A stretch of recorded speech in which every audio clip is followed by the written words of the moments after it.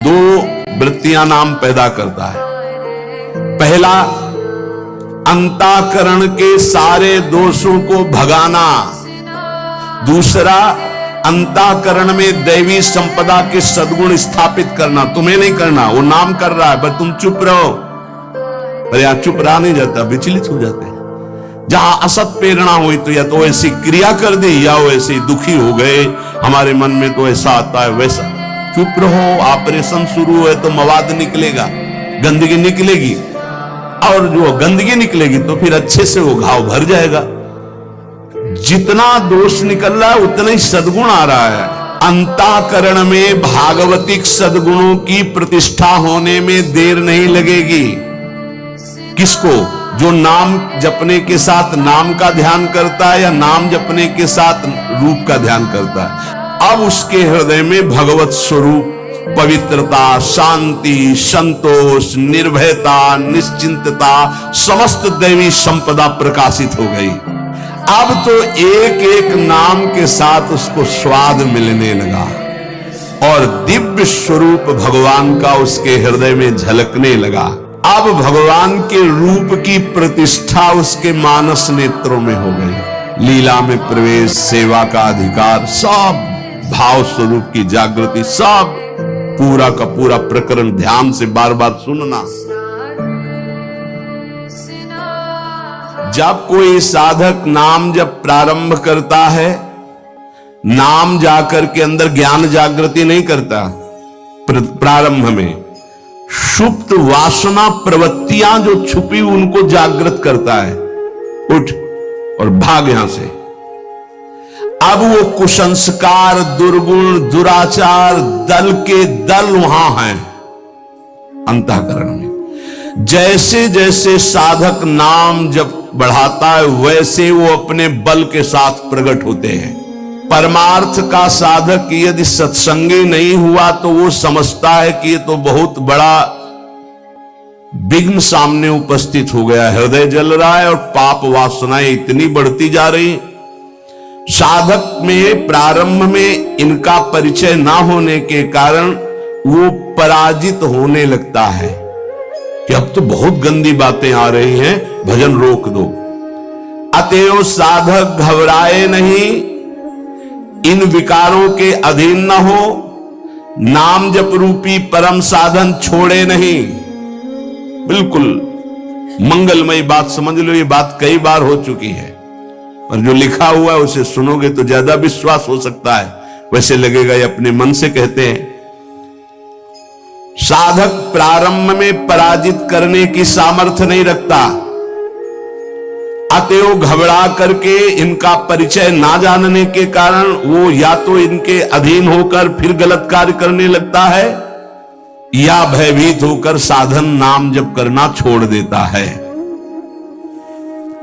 किंतु यदि गुरु कृपा पात्र साधक प्रभु के नाम की वास्तविक महिमा जो सुन चुका है, ऐसा अवसर जब आता है कि हृदय में बड़ी गंदी बातें, बड़ा प्रपंच उदय हो रहा है, तो वो समझने लगता है नाम काम कर रहा है, नाम काम कर रहा है। अब हमारा हृदय खाली हो रहा है, ये वासनाएं निकल रही हैं।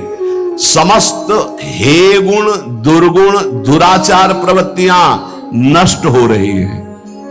बार बार वही हमने अनंत जन्मों में किया, इसलिए बार बार वही आ रहा है, आ नहीं रहा, वो जा रहा है, हर वृत्ति जा रही है। अतएव और नाम उच्चारण बढ़ाए और सत्संग सुने, जिससे हिम्मत बनती जाएगी। घबराओगे नहीं, बड़ा भारी युद्ध है, एक दिन में सब डिलीट नहीं हो जाएंगे। धीरे धीरे जिन गुणों से भगवान रीझते हैं, ध्यान देना, एक विकार गया, एक गुण आ गया, वो विकार की वृत्ति गई, दूसरा गुण आ गया। खाली नहीं रखता, ये बड़े काम की बात है। जैसे जैसे नाम जब चलेगा, दुर्गुण, दुराचार, दुर्विचार, पाप प्रवृत्ति खाली हुई, उतने में सद्गुण सदाचार आके बैठ गया कि अब दोबारा उसको जगह नहीं मिलेगी।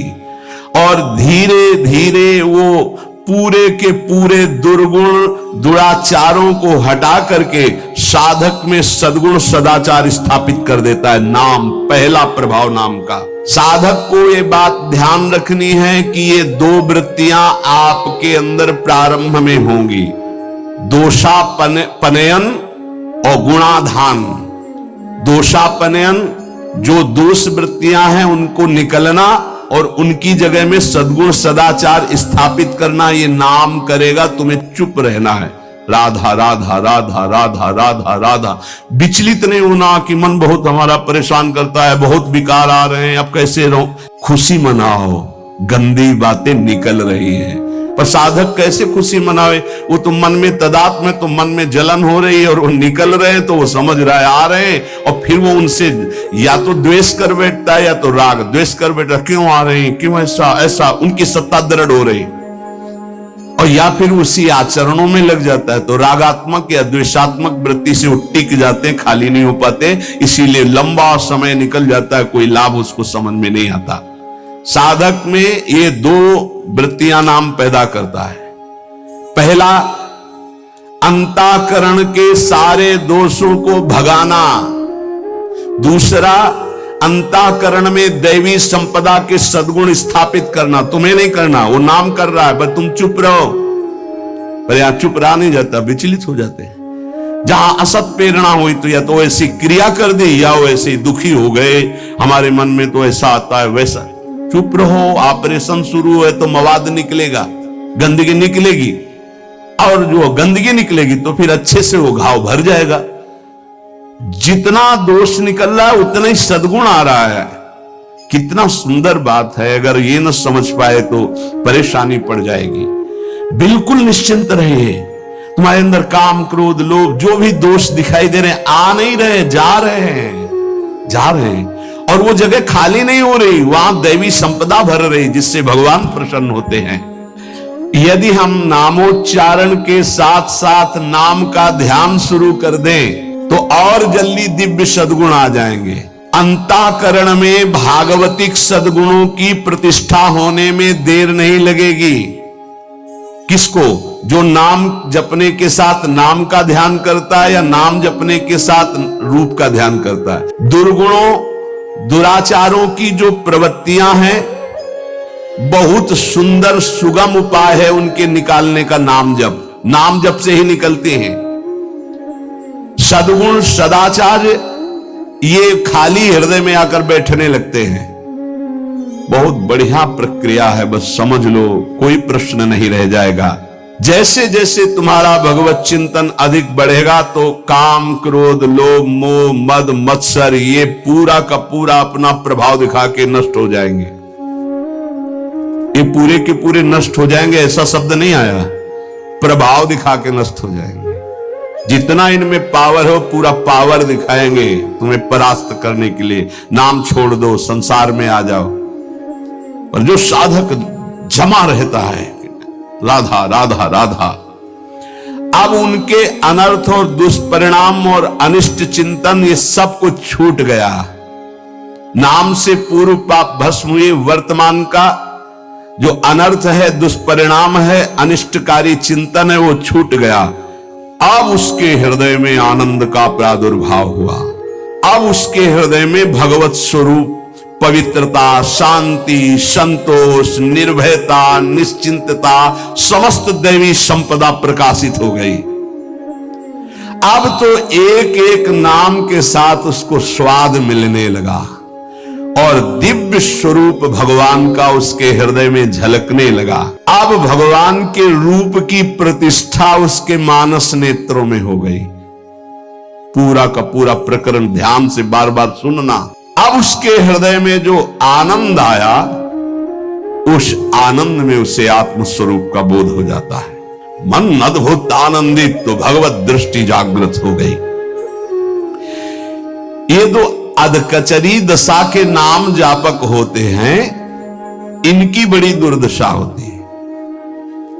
मुख से तो नाम उच्चारण करते हैं और शरीर के आचरण करते हैं, वही जो मन बुद्धि कहते हैं, तो उनका वास्तविक नाम जप नहीं हो पाता।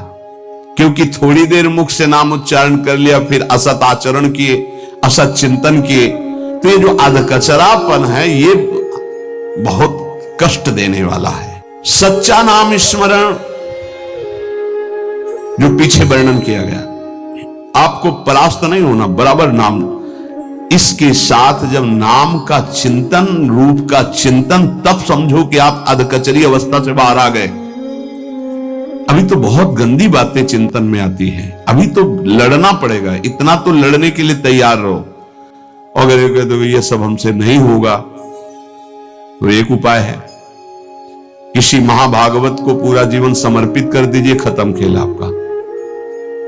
ये भी देख लीजिए करके, पूरा जीवन अक्षरशः समर्पित, थोड़ी गुरुदेव की बात, थोड़ी मेरे मन की बात। ये अधकचरापन, भगवान ने नारद जी को कहा था, अधकचरे योगी का मेरा साक्षात्कार नहीं होता। थोड़ा गुरुदेव की बात माननी है, थोड़ी अपनी बात माननी है, अधकचरापन। पूरी बात गुरुदेव की माननी है, बस बढ़िया बात बन जाएगी। जब निकले वो मूड़े मुड़ा लिया है भगवत मार्ग में, फिर क्या, फिर अपने मन की बात क्या रह गई। नाम, नामी और नाम धारक तीनों एक हो जाते हैं, ध्यान दीजिए, अभेद हो गया। नाम, नामी और नाम धारक तीनों एक हो गए। नाम में, नामी में, नाम धारक भगवत स्वरूप, कोई अंतर नहीं रह गया नाम में, नामी में और नाम जापक में। ये परिपक्व अवस्था नाम की, जापक की हुई। नाम स्मरण की बात, जिह्वा से नाम, कंठ से नाम, और फिर हृदय से नाम प्रारंभ हो जाता है, अंतरात्मा से। अब जब हृदय से नाम चल रहा है तो प्रेम स्फुरित हुआ, बस सब सामर्थ्य जागृत हो गई।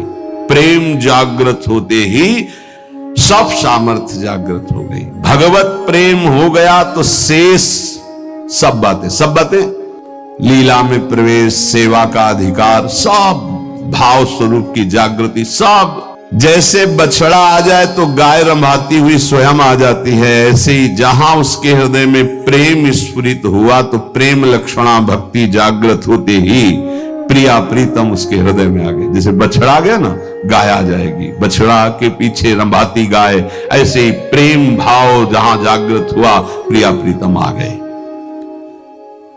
ये न किसी साधना से न योग से ये नहीं होता है, ये नाम से होता है।